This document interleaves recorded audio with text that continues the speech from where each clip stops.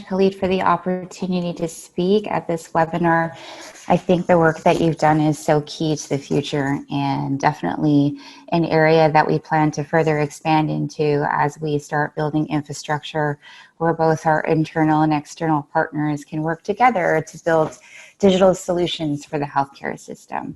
So what I wanted to talk to you about today was one such case where we can use synthetic data, and that is in an initiative called the Roche Data Science Coalition, which is a group of public and private stakeholders that have come together to work on capacity management solutions for COVID-19.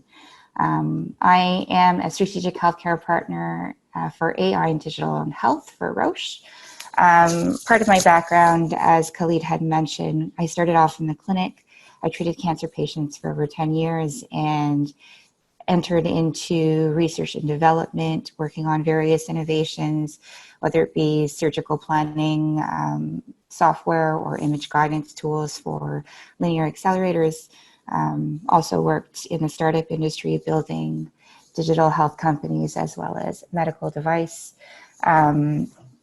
Was also involved in investments in venture capital and worked for the federal government deploying digital solutions across the country, which was a little bit different because it was not about the boutique or sophisticated algorithms that we all hear about in the media, but it was more about getting access to healthcare for 80 to 90% of the population using very basic software, but a way to scale health in a very cost-effective manner. So what I'm going to do, for some reason, sorry. So what I'm going to do is I'm going to take you through our agenda, which is a little bit of a discussion around Roche's existing transformation as a business. I'll talk about the patient ecosystem and how we are very focused on it in terms of identifying challenge statements. I'll talk about COVID and our existing initiatives, which includes the Roche Data Science Coalition, and what we've learned and how it will inform or has informed our future business and sustainability models.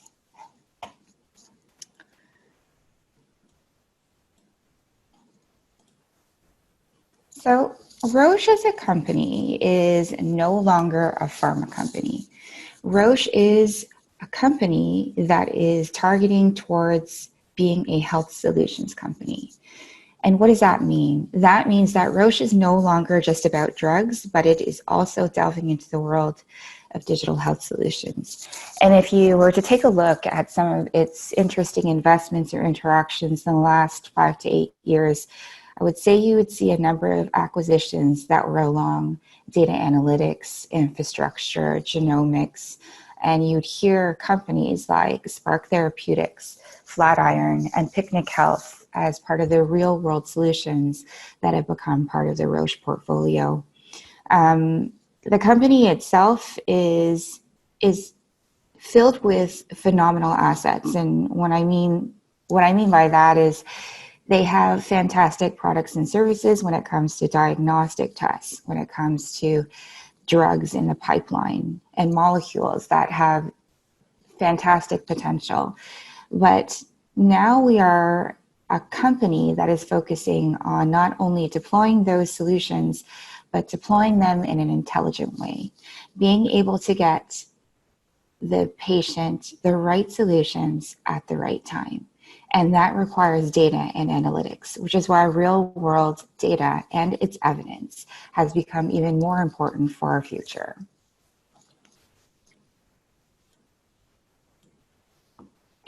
So when I talk about what's important for Roche, we are no longer just part of the treatment pipeline.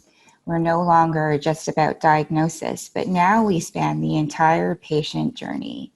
And that includes the areas of prevention. Can we get to the patient before their condition gets worse or complex, which is both worse for the patient from a health perspective, but also very labor intensive for the institutions that provide care, as well as costly for the healthcare system. We're also very involved in follow-up, ensuring that our patients, once treatment has completed, maintain their health and are able to live their best lives, as well as survivorship and end of life. This doesn't mean that Roche will be building all products possible, but it means that it will be building partnerships that represent the entire supply chain to ensure that a patient journey is streamlined and is able to answer all of the possibilities of friction or challenge that a patient may have. It could be everything from the diagnostic test to the drug, but it could also be transportation, it could be diet, it could be exercise. And it's not that we're going to have, Roche gyms, which would be really exciting, but we might have untraditional partnerships, such as partnerships with a fitness company. We might get into wearables. We might get into grocery stores. And so going into this sort of uncharted territory as a business, we are no longer focusing on transactional relationships. This isn't we expect you to have the perfect product, we will come in and buy it from you, or vice versa. This is about co-creation. We are about creating long-term relationships with our public and private partnerships, where we are co-developing a vision for the system. And we are working on projects that have a long-term return. So no longer just on the couple of months to a year, but we also have groups that are focusing on the 5 to 10 year vision, where we focus on networks and overall minimization of fragmentation in the system. So there's a standard experience for the patient. The other thing we're focusing on is also to impose a proactive strategy or future-proofing mentality to our business. We're no longer going to be reactive to the healthcare system. We're going to put processes in place that allow us to be proactive, that allow us to shape the healthcare system into one that can deliver unprecedented healthcare. We have big goals, but we also have fantastic people, and we're pushing towards the moon. So it's an exciting company to be at right now. Okay. So one thing that became very relevant to all of our lives, whether you're in healthcare or not, was COVID-19. So in around April, May, when this was announced and the global pandemic had gotten everyone in true angst and anxiety, and the world didn't know where it was going, it caused a lot of businesses to shift, and it caused a lot of businesses to do things that it had never done before. The benefit to this was that it catapulted a lot of our healthcare system into the future, and for the good, because we don't actually see these processes going back to pre-COVID times. So I don't know if anybody saw this particular question, but I found it on Facebook, and I keep using it because I think it's so perfect for the times. When we talk about digital transformation, and this is not only something that Roche talks about, but there's a number of companies that talk about it. And it's like, who led the digital transformation of your company? We can say, could it be the CTO? Could it be the CEO? But in actuality, what caused that digital transformation or that expedited uptake of digital solutions was COVID-19. And I'll talk about how.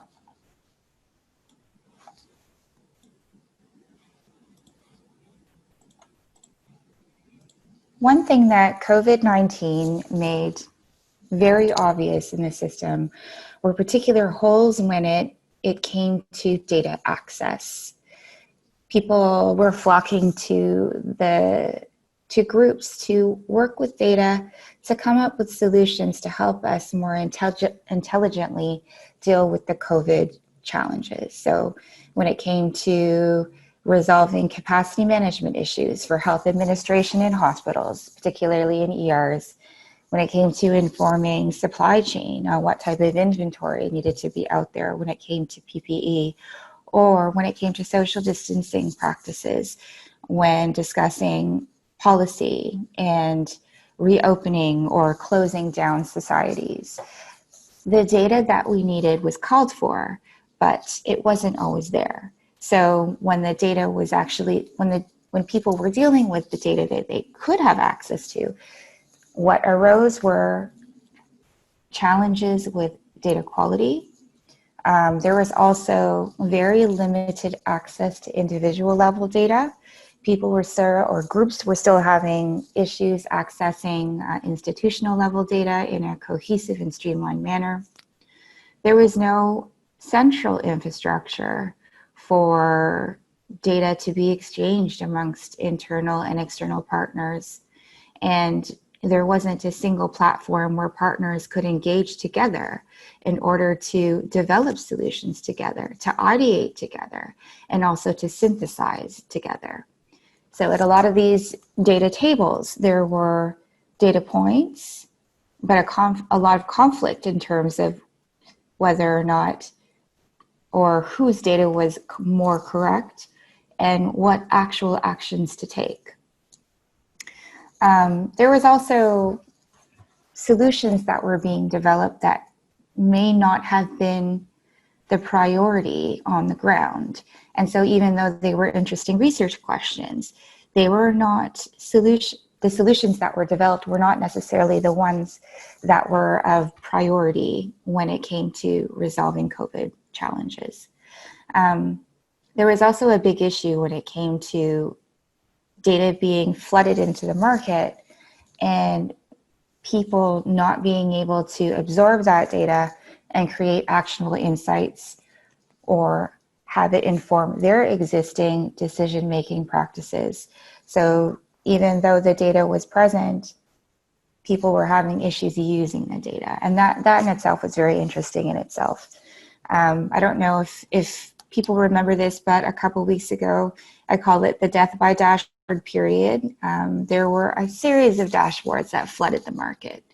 And it was various governments, also various private institutions saying, look at all the data. So incidences, number of tests, people in the population, transmission rates. And at the end of the day, you had this screen of like 50 data items and still unsure as how to prioritize them or which items to use in order to make your decisions. So we say that we're ready for data-driven decisions, but I think that there are still some challenges and there are still some learnings and education that we need to more broadly implement when actually implementing data-driven solutions.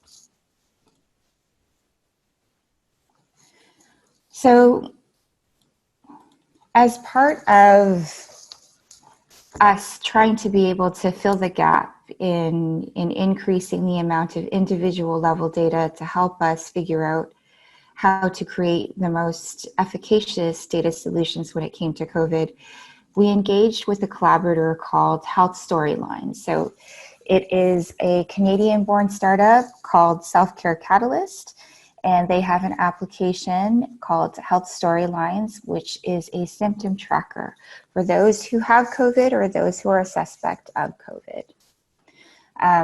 This particular application is a real-world data collection platform, and it allowed people to input their symptoms on a day-to-day such that they could walk into any healthcare clinic or meet with any of their healthcare providers and show a trend analysis of their symptoms such that their healthcare provider could make the best decisions they could on whether or not this person had COVID. So a lot of the practices were targeted towards screening healthcare providers, and this would determine whether or not a patient would be sent for a diagnostic test or be sent home for to essentially just stay at home for 2 weeks. So it helped both the patient, but it also helped us because in the consent process, there was the ability of that individual to donate data. So individuals could not only manage their lifestyle with this application and be educated about COVID, but could also be able to contribute to the solution. And I don't know if you guys remember, and this is not too far past, but there was a time period where everybody was just at home and everybody felt vulnerable and uncertain. And it felt like this tool allowed people to feel empowered, that they could be part of the solution to help the world get out of the particular scenario or the pandemic scenario that we were all facing. And this particular data was contributed to the Roche Data Science Coalition data. And I'll talk about the Roche Data Science Coalition in the next slide.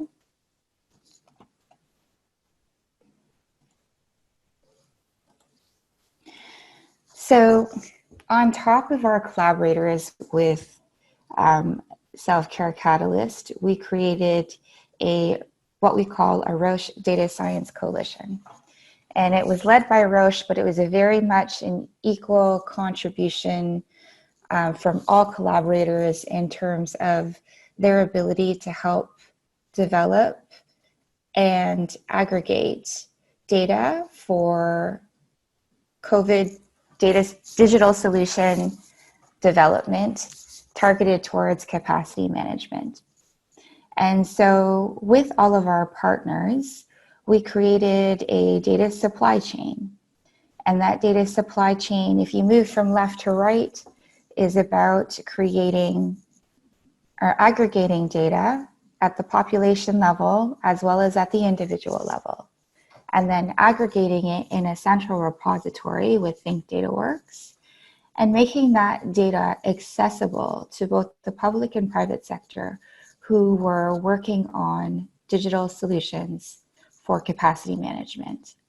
Within 4 to 6 weeks, we were able to come up with over hundreds of digital solutions and insights in the form of algorithms, advanced analytics, ML models, dashboards, reports, infographics, and we were able to deploy these to various stakeholders, not only in Canada, but also around the globe.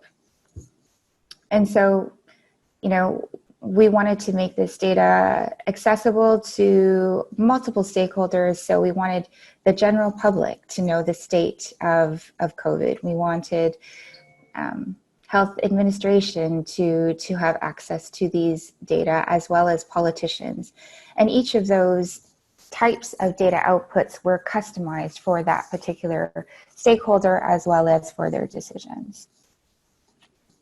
So being this particular ecosystem is about data exchange, and that's why synthetic data itself is very important.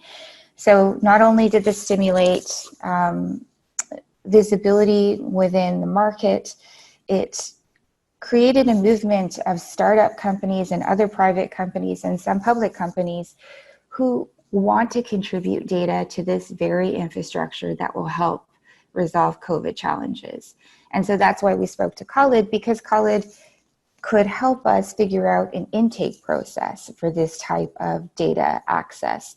So as companies say, hey, we want to share our data, how do we do this in a safe and secure manner? How can we ensure that the data that we represent, that all stakeholders are kept safe and secure? What is the process? So we're working with Khalid on creating synthetic data sets, as well as de-identifying the data before it hits the repository to make sure that this practice is safe and secure and that we can do this in a repeatable fashion.